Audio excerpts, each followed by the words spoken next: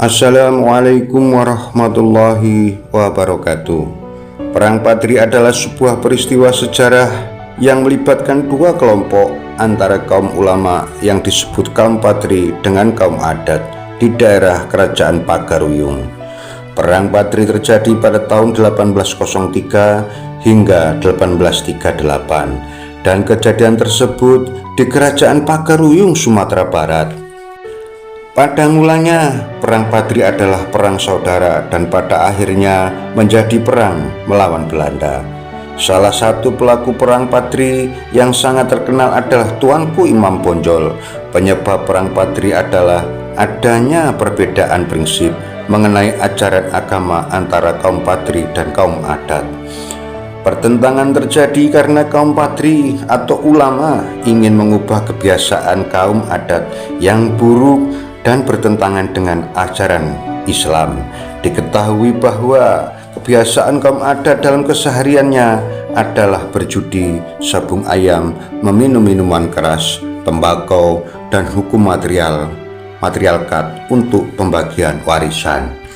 Sebelum pertentangan terjadi, sudah dilakukan perundingan antara kaum Padri dengan kaum adat, akan tetapi tidak menemukan kata sepakat. Pada akhirnya Perang Padri pun meletus antara kaum Padri dan kaum adat, dan perang saudara ini melibatkan suku Minang dan Mandailing.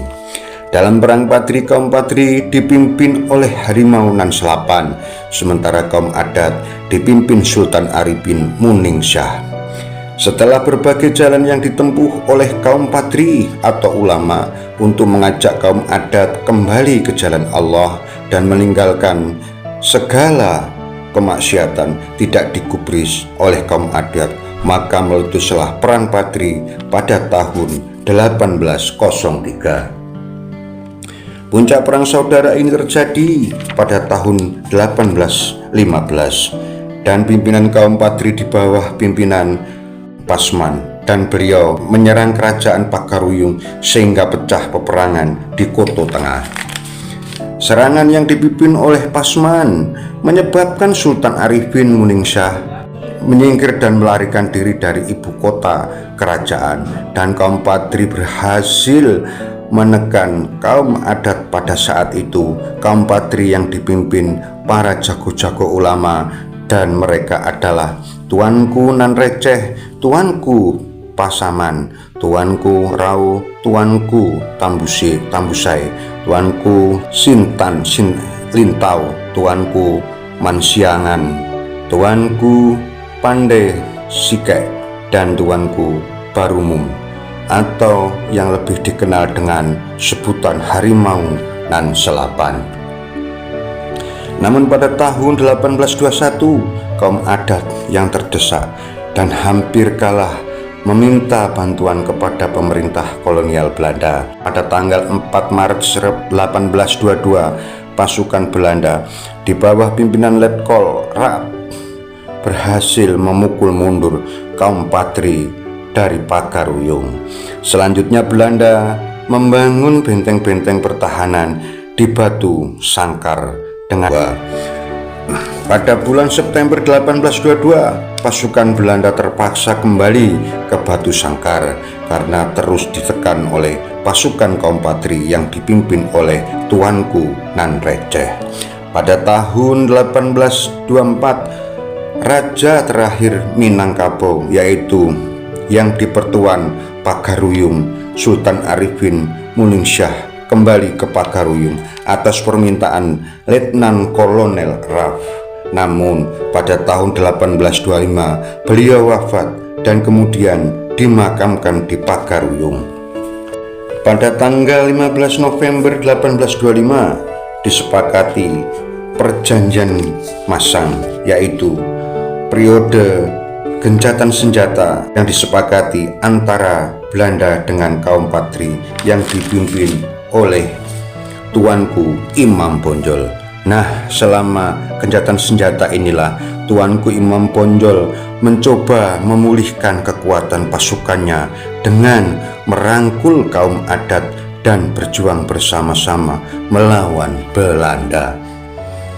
Dan akhirnya muncullah kesepakatan yang dikenal dengan nama Plakat Puncak Pato di Bukit Marapalam di Kabupaten Tanah Datar. Isi kesepakatan tersebut adalah adat Basandi, arak Basandi Kitabullah, artinya adat Minangkabau berlandaskan agama Islam dan agama Islam berlandaskan Al-Quran, dan hal ini menjadi revolusi puncak Islam dalam adat Minangkabau.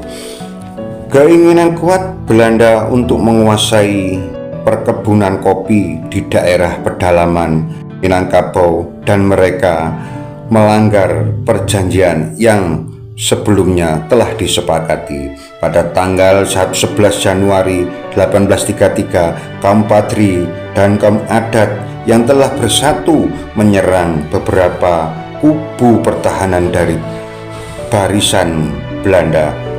Akhirnya Belanda membuat propaganda bahwa Belanda datang untuk berdagang dan menjaga keamanan dari barang-barang dagangannya. Nah, oleh karena itulah penduduk diwajibkan menanam kopi dan panennya dijual kepada Belanda. Akhirnya perlahan-lahan namun pasti Belanda pun menyusup dan melakukan penyerangan pada tahun 1837, dan benteng Tuanku Imam Bonjol dapat dikuasai Belanda. Bahkan Tuanku Imam Bonjol berhasil ditipu dan ditangkap. Peperangan pun masih berlanjut sampai akhirnya benteng terakhir kaum Patri yang berada di Rokan Hulu yang dipimpin oleh Tuanku Tambusi jatuh ke tangan Belanda pada tahun 28 Desember 1838, dan perang Patri pun dianggap selesai dengan kemenangan di pihak Belanda. Sementara Tuanku Tambusi bersama sisa-sisa pangkutnya pindah ke negeri di Semenanjung Malaya.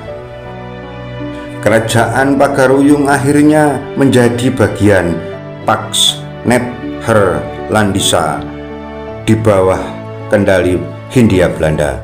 Walaupun Imam Bonjol sudah ditangkap, akan tetapi beliau tidak mau menyerah dan tunduk kepada Belanda. Oleh karena itu, pada akhirnya Tuanku Imam Bonjol dibuang ke Cianjur, Jawa Barat. Dan dalam pengasingan tersebut Tuanku Imam Bonjol sempat dipindahkan ke Ambon dan akhirnya ke Lotak Minahasa dekat Manado, dan meninggal dunia pada tanggal 8 November 1864. Mudah-mudahan apa yang diperjuangkan oleh beliau, anak cucu serta keturunannya, serta kita yang masih hidup bisa mengambil suri tauladannya, dan semoga arwahnya dapat diterima di sisi Allah. Beginilah sejarah yang bisa saya sampaikan, kurang lebihnya saya mohon maaf. Sekian dan terima kasih. Teman dan saudara-saudari yang menyukai channel saya ini, saya mohon bantuannya untuk like, komen, dan subscribe. Atas bantuannya saya ucapkan banyak terima kasih. Assalamualaikum warahmatullahi wabarakatuh. Salam sedulur.